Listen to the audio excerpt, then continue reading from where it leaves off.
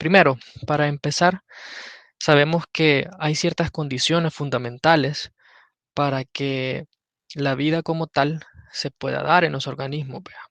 En primer lugar, la entidad, o sea, nosotros, los organismos como tal, para que podamos vivir necesitamos autorreplicarnos, que es algo que en Bioquímica 2 lo van a ver con mayor detenimiento. Ese es el primer punto. Y el segundo es que necesitamos poseer una característica de catalizar, por así decirlo, ciertas reacciones químicas que son necesarias para nuestra vida y hacerlo de una forma eficiente y selectiva, ¿verdad? Ahora bien, nosotros como tales, como organismos vivos, necesitamos energía y esta energía la adquirimos de nuestro entorno. Entonces, para consumir estas grandes cantidades de energía, como por ejemplo por medio de los alimentos o de lo que consumimos, necesitamos adquirir esa energía de estos nutrientes, ¿verdad? Entonces, para eso, por ejemplo, tenemos el caso de la glucosa o la sacarosa que adquirimos en la dieta. Esta eh, podría reaccionar con el oxígeno para formar energía. Pero, como ustedes lo saben y comúnmente tenemos todos en nuestra casa almacenada azúcar en un botecito, en una bolsa, para que para que este compuesto reaccione con el oxígeno y pueda producir energía, pueden pasar hasta años y no lo va a hacer. Entonces, ¿cuál es la diferencia? Que en nuestro organismo, al consumir esta forma de energía, se produzca grandes cantidades o se libere grandes cantidades de energía directamente en nuestro organismo. Bueno, pues esa diferencia radica en las enzimas. Y cuando hablamos de enzimas, ¿de qué estamos hablando específicamente? Bueno, son compuestos o moléculas de origen, por no decir completamente proteico, porque hay algunas enzimas que no son proteínas, ¿vea? Como lo son las RNA ribosomales o las ribosimas, que prácticamente se encargan de realizar una actividad endonucleasa, ¿vea? Eso, como les digo, lo van a ver más adelante, pero podemos generalizar en que la mayoría de enzimas son de origen proteico. Ahora bien, también las enzimas actúan como estos catalizadores. Ustedes saben que hay catalizadores de origen inorgánico y están los catalizadores de origen biológico, en este caso las enzimas. ¿Y qué son por qué catalizadores? Bueno, porque como lo saben, tal como lo dice su nombre, saben que la función de un catalizador es aumentar la velocidad de una reacción química y sin alterar, ¿verdad? La forma permanente o el equilibrio de la reacción como tal. Es decir, no se va a modificar concentración, no se va a modificar función, no se va a modificar, podemos decir, la forma o la estructura de la proteína, ni se va a consumir como tal. Ahora, se dice también que las enzimas son específicas y que poseen un alto grado eh, para la unión, digamos, a sus sustratos, una gran afinidad por su sustrato. ¿Qué quiere decir esto? Que las enzimas catalizan reacciones específicas y actúan de acuerdo a la unión con sus sustratos eh, también específico, ¿verdad? Y esta propiedad podemos decir que las enzimas la adquieren gracias a la presencia de ciertos grupos funcionales en su sitio de unión con el sustrato. ¿Por qué? Porque como lo vamos a ver más adelante, los grupos funcionales que están ordenados de una forma muy sistemática en el sitio activo le confieren esta propiedad de especificidad, ya que por algunas interacciones débiles que hacen estos grupos funcionales del sitio activo de la enzima con eh, sus sustratos, son específicos para unirse con esta enzima con el sustrato como tal, por las mismas características del sitio activo. Más adelante vamos a ver ciertos modelos que describen la unión o la formación del complejo enzima-sustrato. Entonces, por esta razón, las enzimas son específicas, ¿verdad? Porque estos grupos funcionales, residuos de aminoácidos y otros grupos, le confieren esta característica, ¿verdad?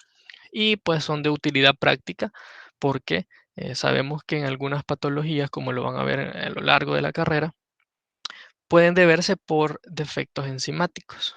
¿Y cómo se dan estos defectos enzimáticos? En algunos casos puede haber disminución de la enzima y por lo tanto de la actividad que ésta realiza. ¿Ve? En otros casos va a haber ausencia total o incluso puede haber un aumento, ¿ve? De una o más enzimas. Y esto va a dar lugar a pues ciertas situaciones o estados patológicos, ¿verdad? Ahora nos vamos con la importancia biomédica de las enzimas. Estas prácticamente, como lo hemos venido mencionando, la mayoría de estas funciones biológicas realizadas por las enzimas, pues son de catalizadores en ciertas reacciones biológicas. ¿Y en qué tipo de reacciones son las que participan estas enzimas? Bueno, en la descomposición de los nutrientes, en el ensamblaje de proteínas, como en el caso de lo que les mencionaba, ¿verdad? Los ribosomas, la utilización de energía para la motilidad celular, todas aquellas enzimas que participan en el metabolismo energético y las que se encargan de adquirir la energía de todo lo que consumimos y producirla endógenamente también, posibilitar la funcionalidad neuronal y la contracción muscular, todas aquellas enzimas que participan en, eh, junto con la actina y la miocina en esto de la contracción muscular para que podamos tener motricidad, ¿verdad? Y también funcionan como blancos farmacológicos, porque hay ciertas enzimas en las que en- por medio de laboratorio y de, eh, digamos, material sintético y experimentos han descubierto que son muy útiles para ciertos medicamentos y para reducir funciones, ¿verdad? Ahora bien, vamos a hablar un poco de las propiedades como tal de las enzimas. Sabemos que si son catalizadores biológicos, van a aumentar las velocidades de las reacciones, ¿verdad? Y muy a menudo estas reacciones son espectacularmente elevadas, la velocidad de estas reacciones son muy elevadas a comparación de si se realizaran, digamos, estas reacciones sin un catalizador biológico, en este caso las enzimas, ¿verdad? Se menciona acá que obedecen a las leyes de la termodinámica. ¿Por qué obedecen a las leyes de la termodinámica? No es objetivo, digamos, de esta clase, pero es importante mencionar que las leyes de la termodinámica prácticamente estudian el traspaso de energía, digamos, la transferencia de energía de un sistema a otro. Pueden haber sistemas abiertos o cerrados, en los cuales solo hay, si es cerrado, pues una transferencia de energía como tal, y si es abierto, se puede transferir energía y aparte de eso, puede también haber transferencia de masa. Entonces las enzimas obedecen a estas leyes de la termodinámica porque participan en la transferencia de energía por medio de grupos funcionales, por medio de también algunos, podemos decir, compuestos porque hay ciertas estructuras que vamos a ver más adelante que participan en estas reacciones enzimáticas y que se unen a la enzima para conferirle una actividad, ¿verdad? Una actividad catalítica como tal. Entonces obedecen a las leyes de la termodinámica y también podemos decir que eh, son termolábiles por el hecho de que, como ya lo hemos mencionado, son la mayoría de origen proteico y con estructura terciaria o cuaternaria. Entonces, ustedes saben que las proteínas con cambios de temperatura pueden llegar a perder esta estructura terciaria o cuaternaria por el hecho de que las proteínas se desnaturalizan a ciertas temperaturas. Entonces, son termolábiles porque a ciertas temperaturas van a perder esta función catalítica por la razón que les menciono, ¿verdad? De la desnaturalización. Pueden también catalizar reacciones directas e indirectas, porque rara vez van a formar productos secundarios, ¿verdad? Solo es lo que producen como tal. Y esta misma característica es la que le va a dar eh, la alta afinidad por su sustrato, ¿verdad? Y también algo importante de mencionar que es una de las diferencias que vamos a ver más adelante con los catalizadores inorgánicos, es que son controladas eh, por mecanismos regulatorios. Es decir, las enzimas pueden, como ustedes lo van a ver en la otra clase, enzimas 2, tener cierta regulación. Y hay muchos factores que pueden regular la actividad de cada una de las enzimas. Vea. Entonces, como les mencionaba, las enzimas son catalizadores biológicos. Vea. Y hay también catalizadores de origen inorgánico, podemos decir. ¿Y cuáles son las diferencias de eso? ¿En qué radican las diferencias? Bueno, primero, la primera característica o diferencia, podemos decirlo, de entre las enzimas y los catalizadores inorgánicos es por su naturaleza química. Tal como les he mencionado, gracias a su estructura proteica, las enzimas pueden adquirir estructuras terciaria o cuaternaria y son las únicas moléculas capaces de adaptarse a su sustrato, como lo vamos a ver en unos modelos que se plantearon para la formación del complejo enzima-sustrato. Entonces, los catalizadores inorgánicos no pueden o no son capaces de adaptarse al sustrato como tal, vea. Y obviamente a diferencia de las enzimas, no son de origen proteico. Otro, lo que ya les mencionaba, es la termolabilidad. Como ya les expliqué, vea, las enzimas tienen una temperatura óptima a la cual funcionan de manera más eficiente. Y los catalizadores inorgánicos generalmente, a medida va aumentando su temperatura, va aumentando, digamos, también su actividad catalítica, pero en las enzimas no, vea, porque sabemos que esto no es posible por la desnaturalización de la misma. Otra diferencia es que las enzimas pueden regularse y tienen una especificidad, ¿verdad? Y los catalizadores inorgánicos pues no lo tienen. Eh, Generalmente se puede utilizar un catalizador para muchas reacciones y puede funcionar de diferente forma, ¿verdad? Pero en el caso de las enzimas, la mayoría son sumamente específicas, tanto para el tipo de reacción que va a catalizar y también para el tipo de sustrato al cual se va a unir para producir los, los compuestos, ¿vea? Que dan origen a estas reacciones.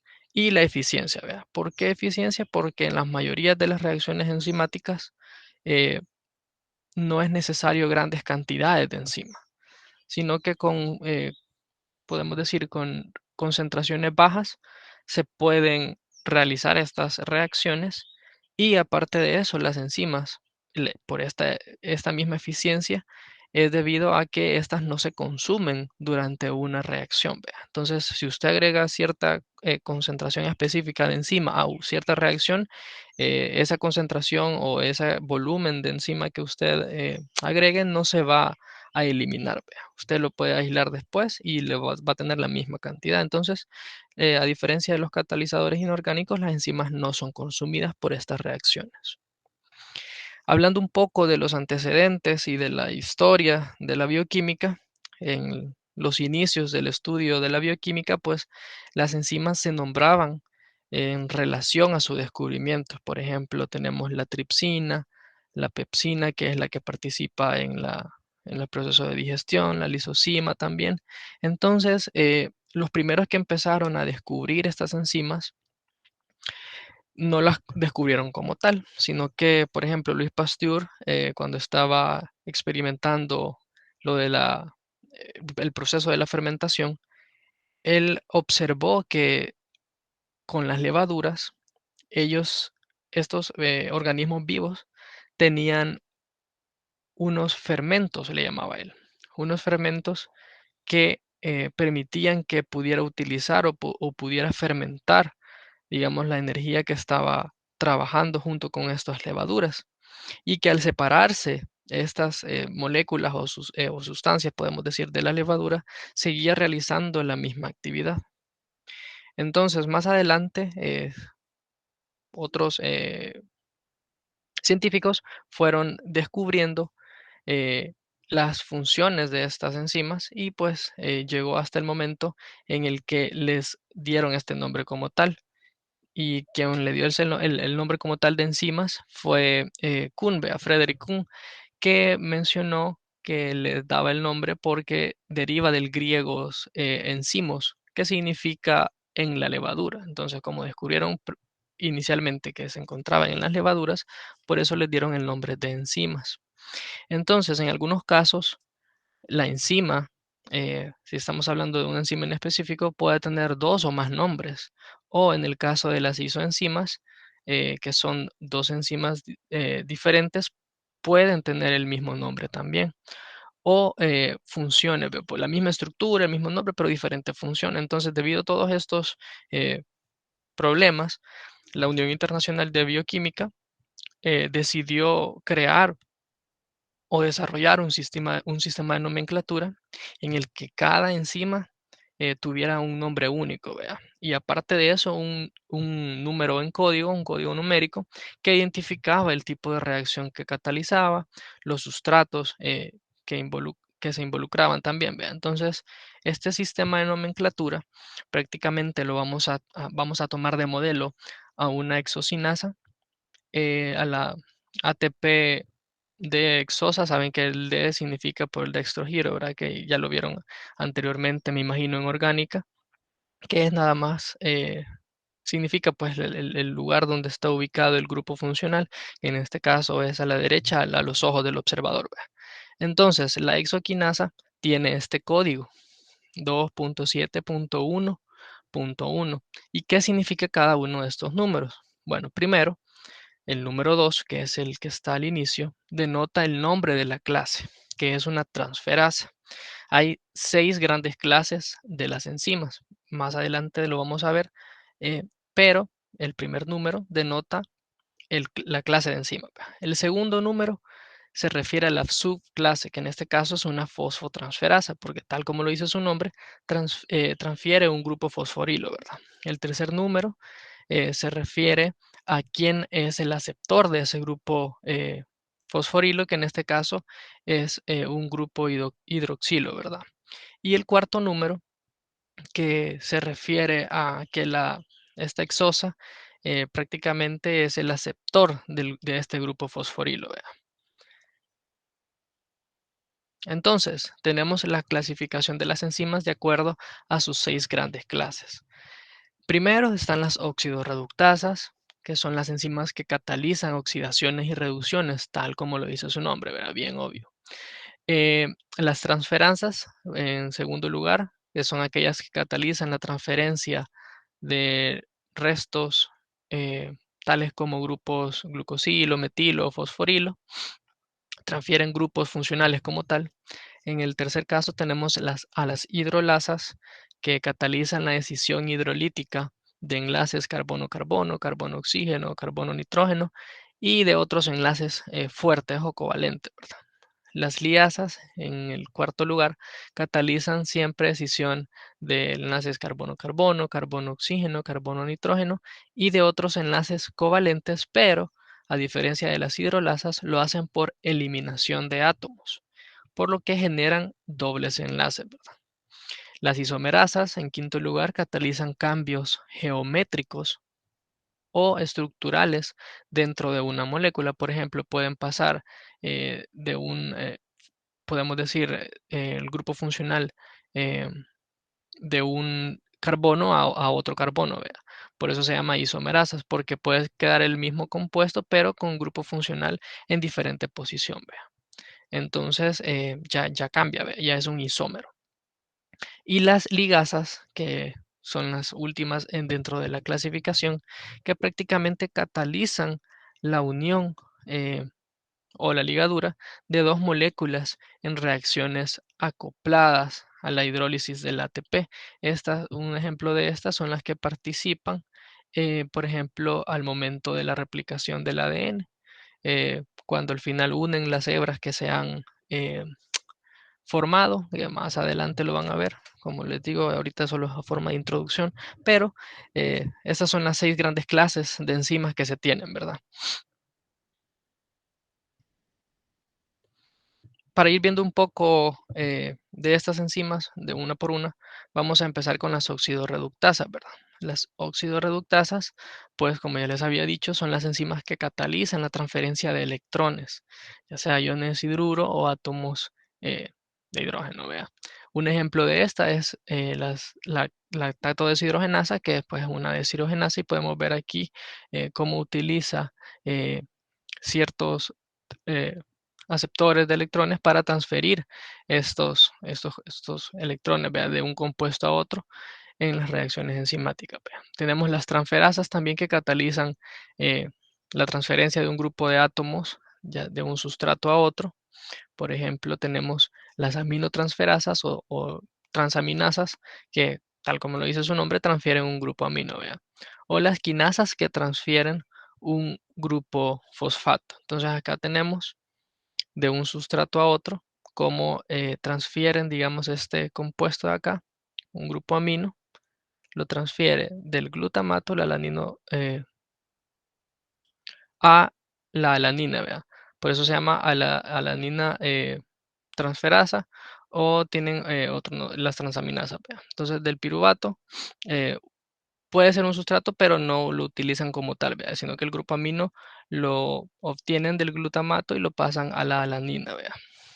Lo van a ver más adelante con mayor detenimiento ya en los ciclos, digamos, ciclo de Krebs, en la glucólisis, cómo van transfiriendo estos grupos de compuesto en compuesto gracias a estas enzimas, ¿vea? En este caso, la alanina aminotransferasa. Las hidrolasas, pues, catalizan la ruptura de un enlace químico mediante la adición de una molécula de agua. En otras palabras, pues es una transferencia de grupos funcionales al agua, ¿vea? Los ejemplos de estas, la quimiotripsina es una, la lipasa puede ser otra, las proteasas y muchos otros ejemplos de enzimas clasificadas dentro de las hidrolasas.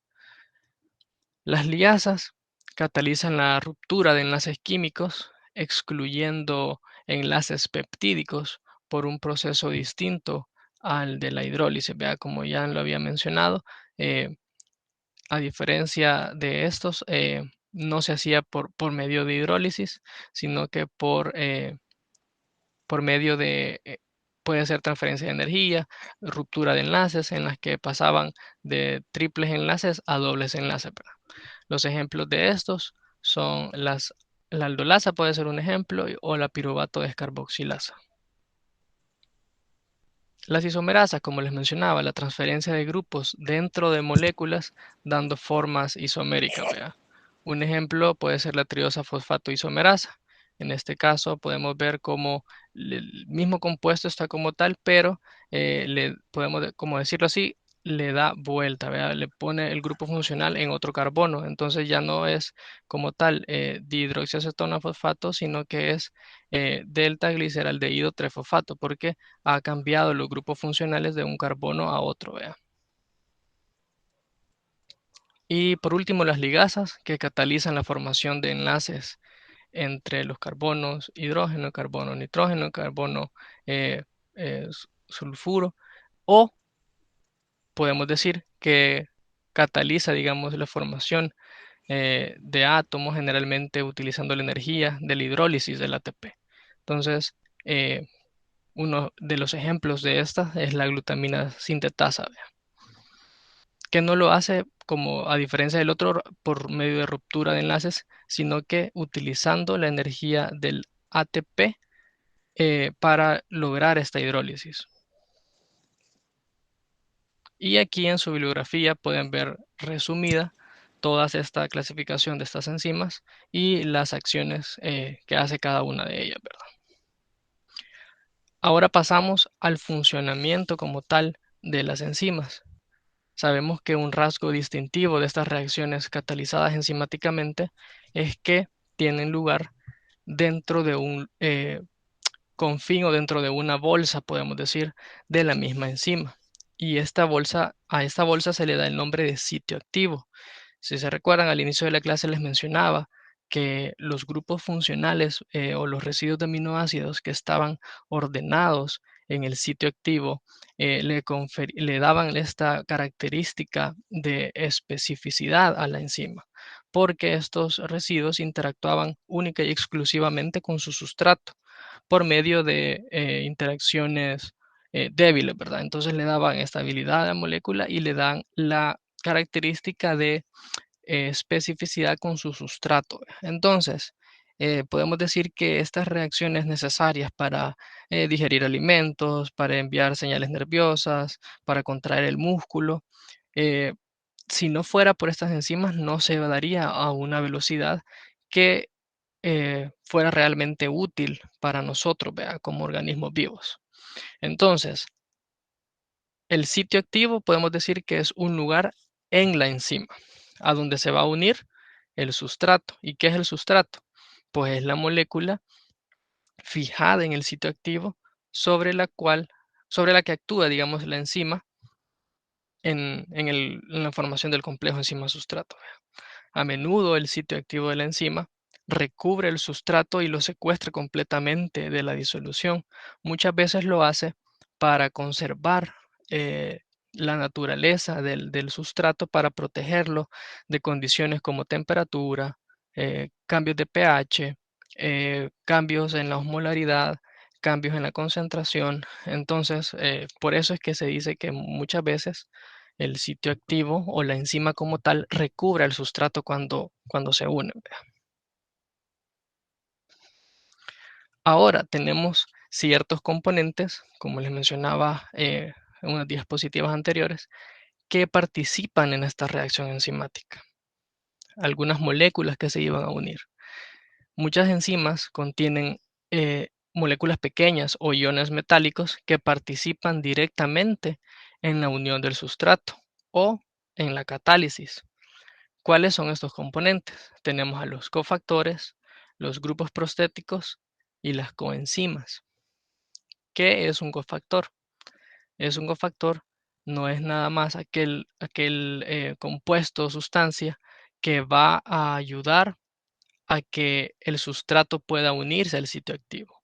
Entonces, para su actividad, algunas enzimas pueden necesitar iones inorgánicos, en este caso metálicos, vea. Y la coenzima como tal es una molécula orgánica o metalorgánica compleja que actúan como transportadores transitorios de grupos funcionales. Y la mayoría de ellos, de las coenzimas, son derivados de vitaminas o nutrientes orgánicos. Entonces, uno, el cofactor, es aquel que se va a unir, digamos, a la enzima para poder darle su actividad catalítica, ¿verdad? Porque aunque se une el sustrato como tal, si no tiene ese cofactor unido a la enzima, no va a poder realizar su actividad catalítica, ¿verdad? Y la coenzima, pues es aquella molécula que también ayuda a que realice, digamos, la enzima su actividad, pero a diferencia del cofactor, que es eh, derivado, digamos, de iones inorgánicos, la coenzima puede ser de origen proteico o metaloproteico, vea. Tenemos también el grupo prostético, que prácticamente a forma de verlo y para evitar confusiones, puede realizar, digamos, o puede referirse a la misma función de la coenzima, pero a diferencia de la coenzima, el grupo prostético como tal es un compuesto que está unido covalentemente o de manera muy fuerte a la enzima. Algunas enzimas pueden requerir, digamos, tanto una coenzima como tal o uno o más iones metálicos para su actividad, pero estos, cuando se unen fuertemente a la enzima, se le llama grupo prostético, fuertemente o covalentemente, como ustedes lo quieran llamar. Y en ciertos casos tenemos también, aparte del grupo prostético, como ya les mencioné en la diapositiva anterior, están las coenzimas, vea.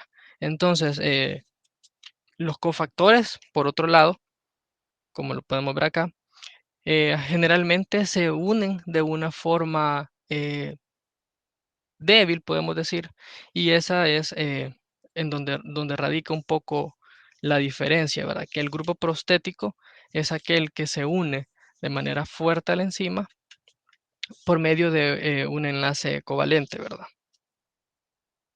Tenemos también la estructura de la holoenzima, que es por así decirlo, la enzima cuando ya está completa con todos sus componentes y ya puede realizar la actividad catalítica porque ya no necesita más grupos funcionales, no necesita más compuestos proteicos que se unan para que le brinden esta capacidad de realizar su actividad, sino que ya está completa, vea, con su coenzima, iones metálicos y todos. Entonces, al complejo enzimático como tal, con todos sus componentes, se le llama holoenzima. Y también tenemos a la apoenzima, que es únicamente a la parte proteica de la enzima, como les mencionaba. La enzima puede tener unida iones metálicos, puede tener unida grupos, otros grupos funcionales, pero todo aquello de la holoenzima que sea de origen proteico, o sea, que sea parte proteica, no importando si es de la enzima como tal o si es otro compuesto que se une, a esto se le llama apoenzima.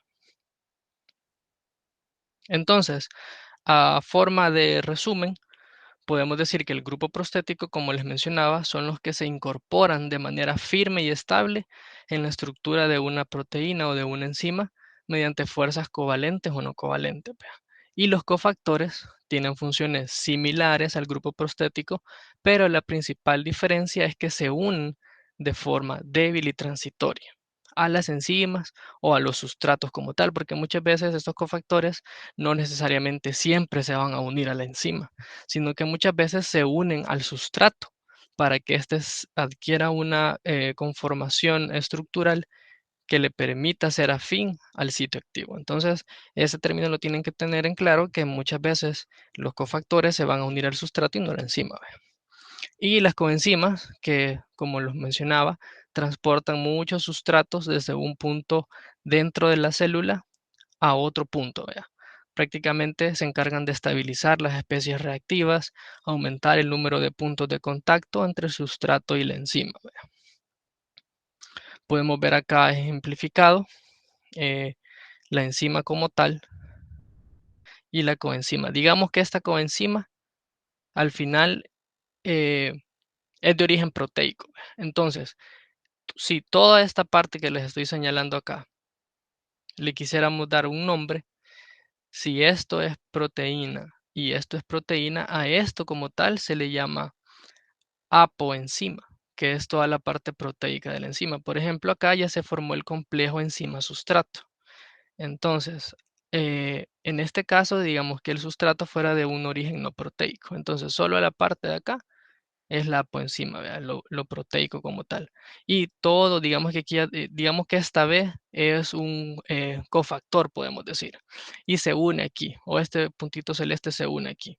Entonces ya está todo conferido, todos los unido a la enzima, todos los compuestos que tienen que unirse, y a todo esto unido es a lo que se le llama holoenzima. Y sin importar si son de origen orgánico o inorgánico, y si está unido a la enzima o al sustrato, ¿vea? Para que les quede un poco más claro. Y aquí solo se ejemplifica lo que hace una enzima. ¿Vea? Por ejemplo, aquí está el sustrato, se une al sitio activo, el sitio activo envuelve, podemos decir, al sustrato, realiza su reacción o su catálisis y se evidencia la formación de los productos de una reacción. ¿Vea? Aquí podemos ver algún resumen de ejemplos de coenzimas, que son las que les mencionaba que prácticamente derivaban de nutrientes, por ejemplo, de las vitaminas o de compuestos orgánicos, y su función, ¿vea? De dónde se obtiene. Por ejemplo, ven acá, de vitamina B12, de biotina, de ácido pantoténico, riboflavina, que es la vitamina B2, y muchos otros compuestos que funcionan también, o nutrientes, mejor dicho, que funcionan como coenzimas. Y algunos compuestos inorgánicos que ya se los había mencionado anteriormente, que actúan como cofactores para enzimas. ¿Vea? Y en donde actúan prácticamente, eso lo encuentran en su bibliografía. Entonces podemos resumir que las enzimas actúan como un catalizador. ¿Por qué?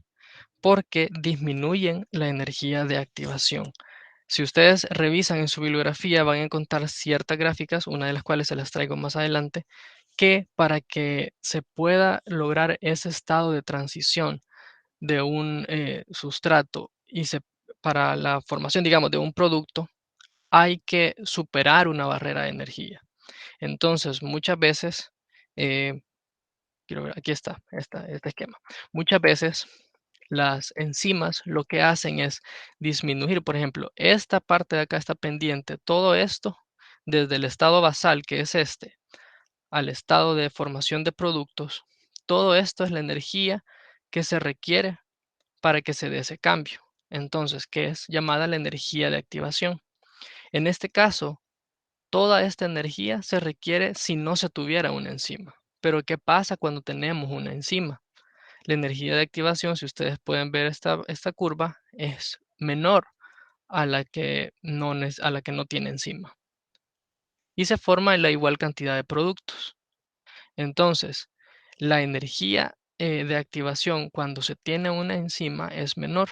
Por eso se dice que disminuyen la energía de activación las enzimas. ¿Y por qué? Por medio de que lo hacen.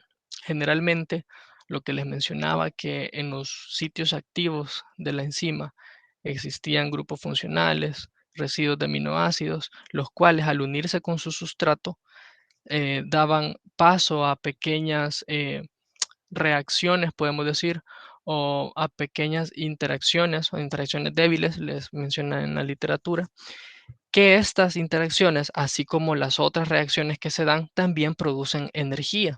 Entonces, al acúmulo de todas estas interacciones débiles que hay entre la enzima y el sustrato en el sitio activo, eso es lo que libera energía y ayuda a que, por así decirlo, toda esa pequeña energía, digamos que esta parte de acá, esas interacciones débiles proporcionan la energía necesaria para que se reduzca a la mitad la energía requerida. Es, por ejemplo, por decirlo así, cuando usted está empujando, digamos, una mesa o lo que quiera.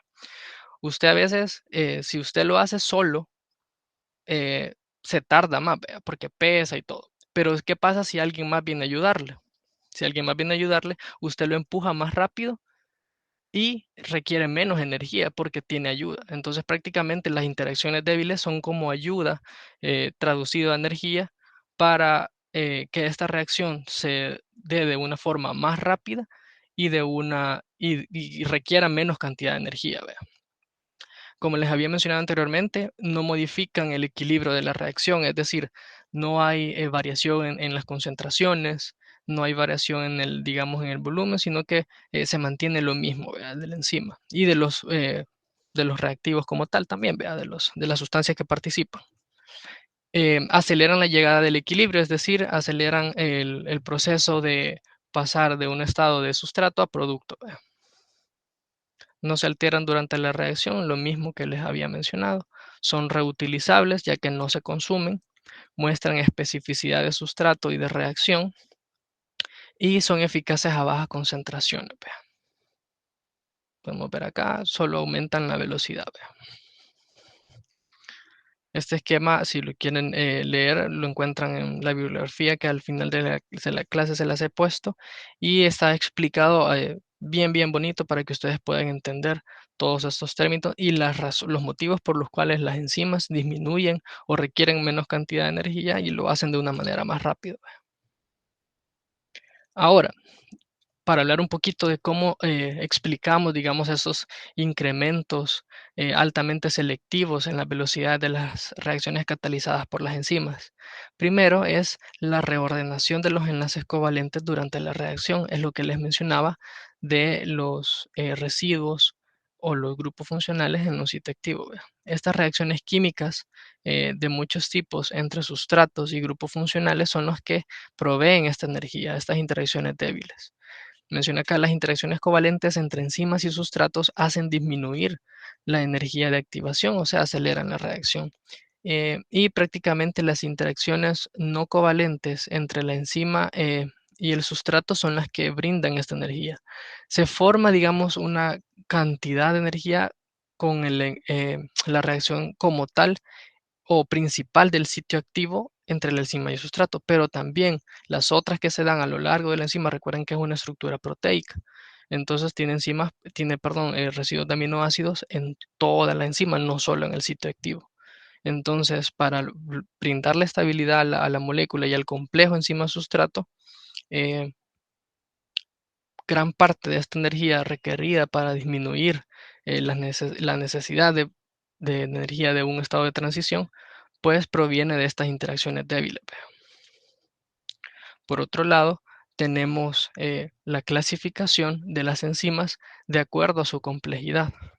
Y como ustedes lo saben, pueden ser de origen monoméricas, oligoméricas o sistemas multienzimáticos, de acuerdo a su estructura, ¿verdad? Como tal. Tenemos en primer punto las monoméricas, que prácticamente son aquellas que eh, tienen prácticamente, por así decirlo, una sola unidad, porque muchas enzimas pueden tener hasta 60 unidades, ¿vea? Pero las monoméricas son las que se componen de una sola unidad y de una sola cadena polipeptídica. Prácticamente estas enzimas monoméricas no presentan una estructura cuaternaria. Y algunos ejemplos de estas enzimas pueden ser las enzimas hidrolizantes, como la lisozima, la elastasa, la ribonucleasa, el tripsinógeno, la carboxipeptidasa. Todas estas eh, tienen estas características, ¿verdad? De no presentar estructura cuaternaria y solo constar de una cadena polipeptídica. Las oligoméricas, ¿cuáles son estas? Las que comprenden de dos o más subunidades. Alguna literatura menciona que se pueden haber hasta 60 unidades aisladas en un solo complejo, digamos, o en una sola unidad enzimática como tal, ¿verdad? Pero entonces podemos generalizarlo como aquellas enzimas de estructura que comprenden dos o más subunidades, ¿verdad? Otra característica de ellas es que se asocian entre estas unidades, no es que andan, digamos, no es que están siempre juntas, sino que están ligadas, por así decirlo, o están asociadas para lograr una actividad catalítica. Si alguna de estas partes se libera o se separa de la unidad, ya puede perder o disminuir su capacidad catalítica. Y mencionarles que la mayoría de las enzimas son oligoméricas, que tienen dos o más subunidades. Y bueno, van recibiendo el nombre según el número de unidades que tengan. Por ejemplo, si tiene dos es un dímero, si tiene cuatro es un tetrámero, cinco pentámero y así sucesivamente. ¿Vea? Y también tenemos a los complejos o los sistemas multienzimáticos, que prácticamente son complejos de enzimas diferentes dentro de una célula. ¿Vea? Forman una secuencia de reacciones enzimáticas en una vía determinada. Y el producto de la primera reacción pasa a la siguiente y pasa por otra transformación y así sucesivamente. ¿Vea? Eso es la característica de los sistemas multienzimáticos. Ahora bien, tenemos algunos tipos también de sistemas multienzimáticos, una subdivisión, digamos, eh, de este tipo de enzimas, los cuales pueden ser solubles o disociados, que por ejemplo pueden ser las enzimas de la vía glucolítica, o los complejos multienzimáticos como tal, que es el complejo de la piruvato deshidrogenasa, o bien un sistema enzimático anclado a membrana, que un ejemplo podría ser las enzimas de la cadena transportadora de electrones o cadena respiratoria. Aquí podemos ver ejemplificado los que son solubles, por ejemplo, están en el citosol, por así decirlo, de la célula y están pasando de una reacción a otra. Los complejos multienzimáticos, que son un número no definido, digamos, de enzimas. Pueden ser 5, pueden ser 4, pueden ser 3, pueden ser 2 o más, vea. Eh, entonces, estas van de una reacción a otra pasando el producto que se va obteniendo y se va transformando de una a otra enzima, vea. Y los que están anclados a la membrana, vea, que son característicos, o un ejemplo de esto podría ser la cadena transportadora de electrones, como ya se los había mencionado.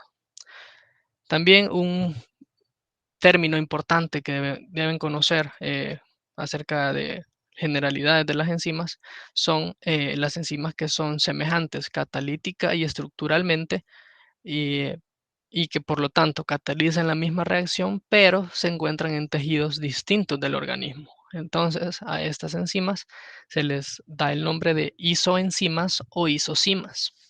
Y prácticamente aunque tengan semejanzas catalítica y estructuralmente, difieren en propiedades cinéticas, vea, o sea, lo que hacen. Y pueden diferir también frente a moduladores alostéricos, o sea, a tipos específicos de reguladores de la enzima, por ejemplo, algunos iones metálicos pueden regular de manera distinta estas enzimas, vea. Un ejemplo de esto son la lactato deshidrogenasa y la creatinfosfoquinasa, vea, que sabemos, como les mencioné, se encuentran en tejidos distintos. Ejemplos de esto, la lactato, ¿vea? La lactato deshidrogenasa de tipo 1, que se encuentra principalmente en corazón y en los glóbulos rojos. La lactato deshidrogenasa 2, que se encuentra en los leucocitos, ¿vea? Células blancas. La tipo 3, que se encuentra principalmente en los pulmones. La 4 en los riñones, en la placenta y en el páncreas, y la 5 en el hígado y en el músculo esquelético, vea. Prácticamente es la misma enzima, pero está eh, en diferentes tejidos. Y por otro lado, la creatinfosfoquinasa, pues un ejemplo de esto es la CPK-MM, que se encuentra en el músculo esquelético, la CPK-MB, que se encuentra en el corazón, y la CPK-BB, que se encuentra en el cerebro. Entonces, prácticamente cuando eh, estas enzimas se cuantifican en clínica, digamos, por medio del laboratorio. Ustedes en el área clínica van a ver que a veces para diferenciar un infarto de de algún otro proceso patológico, muchas veces toman las enzimas cardíacas, vea. En este caso, la CPKMB, muchas veces cuando hay también eh, cuando se realiza ejercicio intenso o hay algún daño muscular, la que se encuentra más elevada es la CPK-MM porque está en músculo esquelético, vea. Igual con la lactato deshidrogenasa. Ahora pasamos a los modelos de interacción. Estos modelos de interacción prácticamente no son más que la formación de los complejos enzima-sustrato. Y prácticamente eh, se, se definían, podemos decir, dos tipos de modelo. Primero se habló o se planteó el modelo de llave y cerradura, y posteriormente descubrieron que había otra teoría, podemos decir, acerca de la formación de este complejo enzima-sustrato.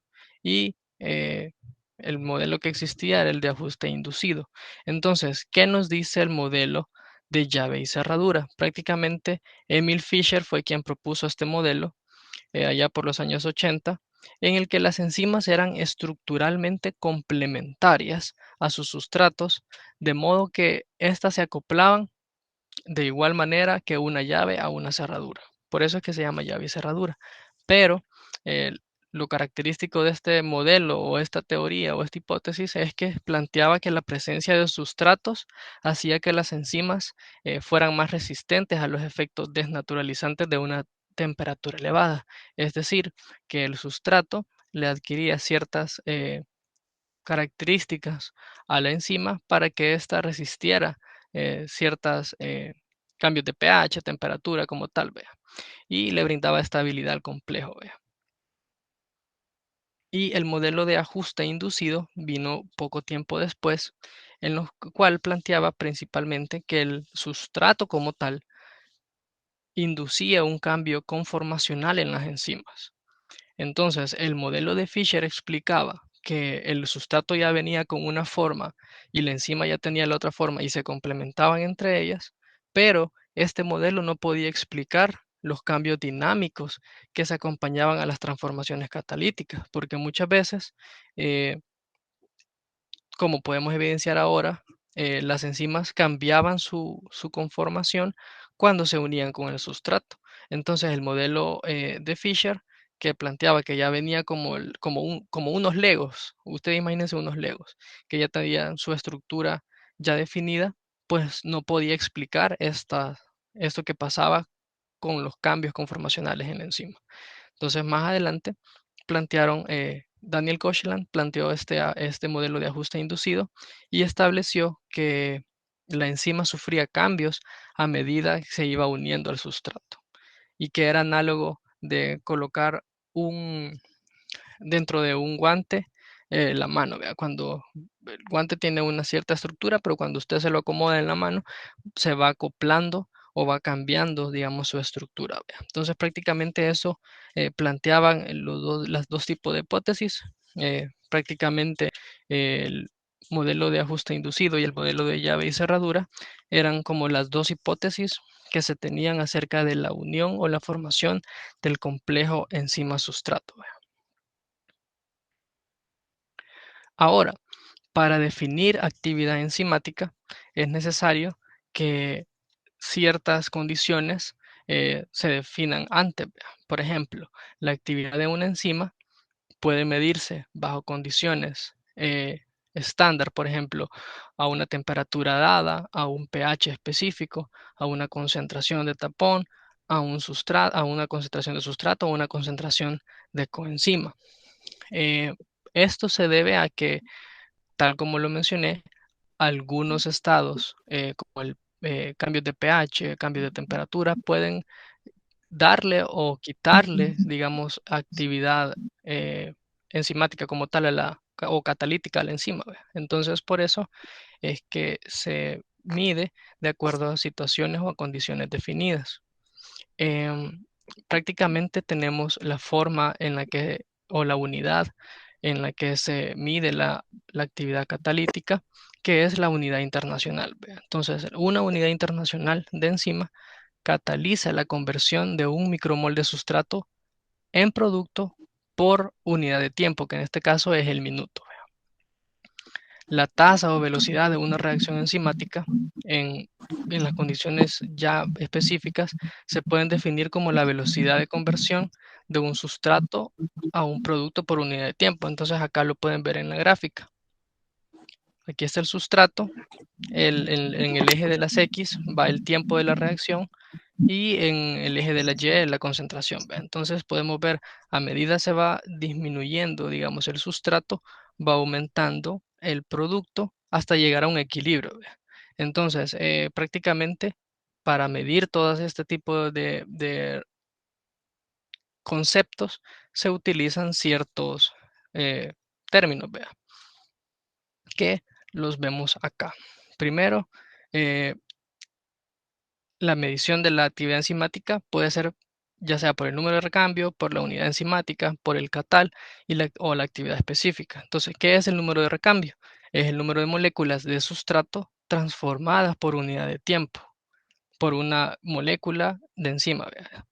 La unidad enzimática, como ya les dije anteriormente, es la cantidad de enzima que es capaz de catalizar la transformación de un micromol de sustrato por minuto por litro de suero en condiciones estándar. Por ejemplo, a un pH de 740, eh, a una temperatura de 37 grados o menor, ¿vea? Ya, o sea, condiciones ya definidas. El catal es la cantidad de enzima que es capaz de transformar un mol de sustrato por segundo. Y la actividad específica, pues, es el número de unidades de enzima por miligramo de proteína o por mililitro de disolución. ¿Ve? Ahora tenemos los mecanismos de acción enzimática. Prácticamente tiene que ver con la formación del complejo enzima-sustrato. Una vez unido el sustrato a la enzima, pues los grupos funcionales catalíticos que se sitúan en el sitio activo, pues colaboran adecuadamente en la ruptura, ¿verdad? O formación de enlaces mediante diversos mecanismos. ¿Cuáles son estos mecanismos? Se plantean cuatro específicamente: la catálisis por el mecanismo de acción ácido-base, catálisis por proximidad, catálisis por tensión y catálisis covalente. Vamos con el primero, la catálisis ácido-base. Prácticamente esta catálisis es en la que los grupos funcionales ionizables de las cadenas laterales de aminoácido y de los grupos prostéticos, en el caso que estén presentes, pueden contribuir a la catálisis actuando ya sea como ácidos o como bases.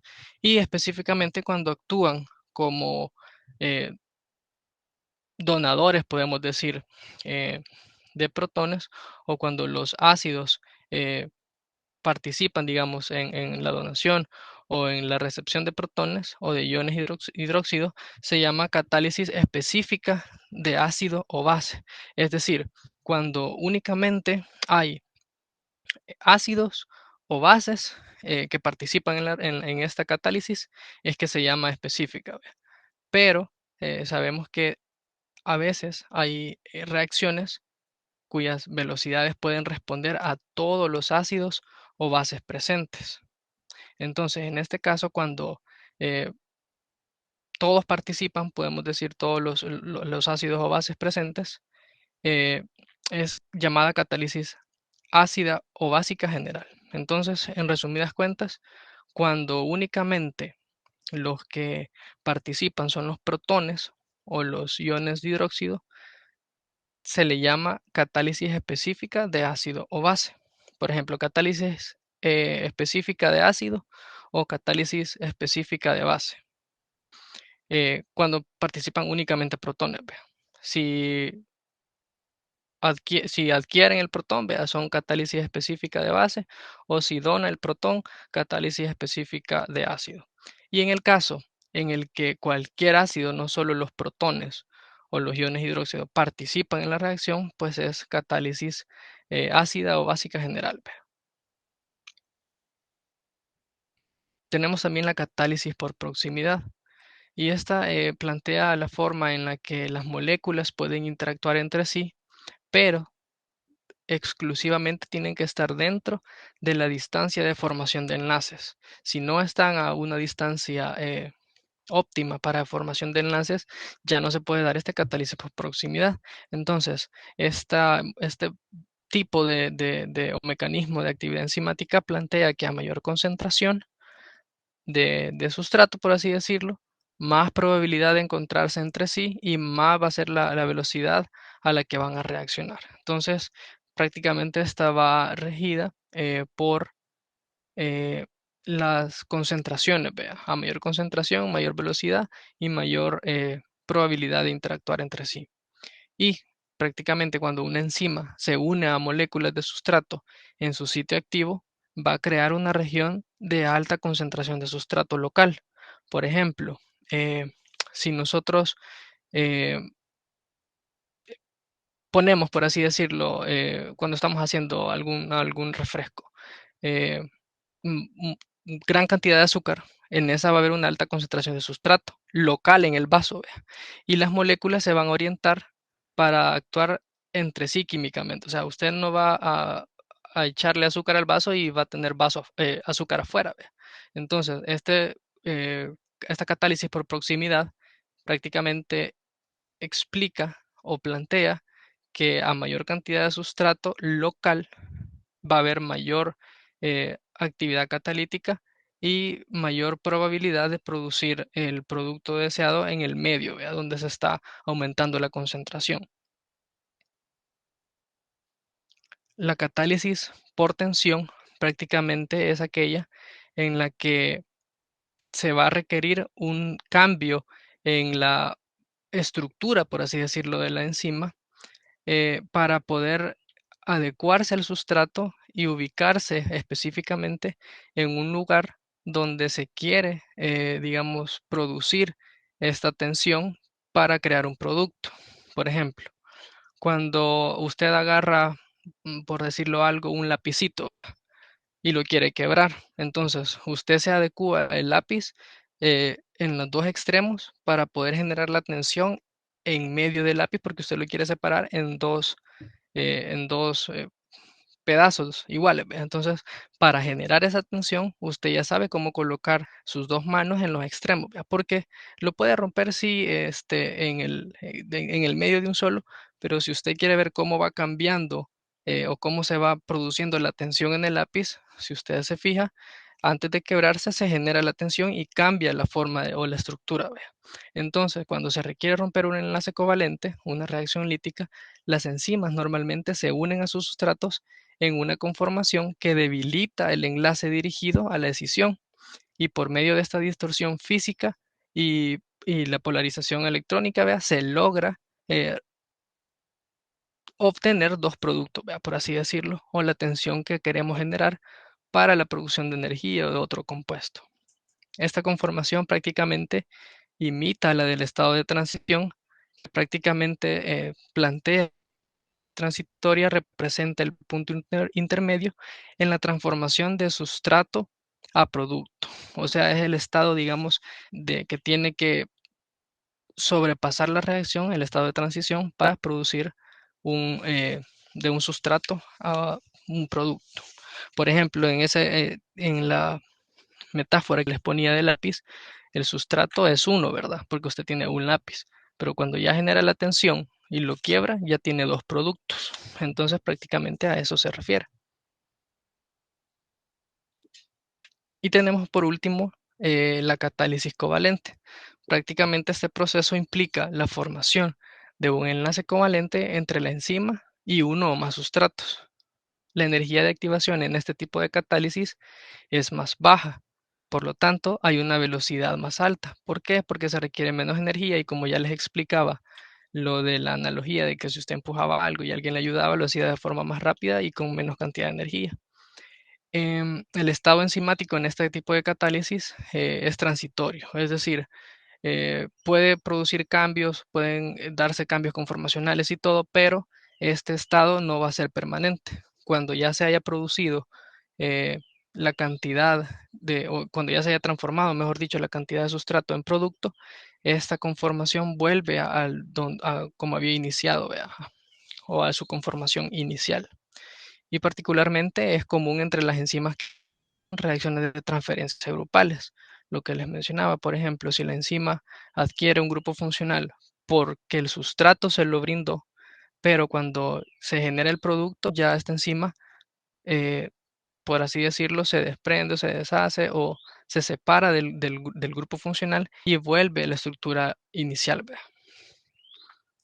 Unos ejemplos de este tipo de catálisis lo podemos encontrar prácticamente con los residuos enzimáticos de cisteína, serina y en menor medida o en algunas de histidina, vea, que participan este tipo de residuos en estas catálisis.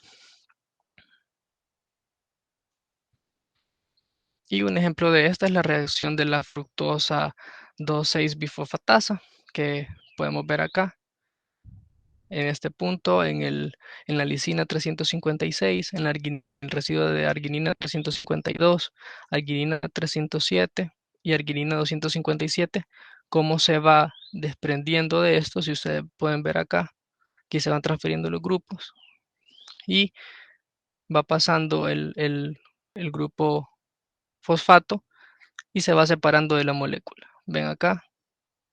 Entonces, si ustedes se fijan, según la definición, la energía de activación es más baja y particularmente se da entre enzimas que catalizan reacciones de transferencia grupales. Vea. Entonces ahí está la transferencia del grupo, que prácticamente es el grupo fosfato. Entonces este es un ejemplo de este tipo de reacción. Prácticamente las enzimas, estas son propiedades generales, ¿verdad? También tienen propiedades que van de acuerdo a su cinética o a explicar un poco mejor los principios de cómo hacen las enzimas para realizar estas reacciones de forma más rápida y hacerlo con una menor cantidad de energía. Entonces, eso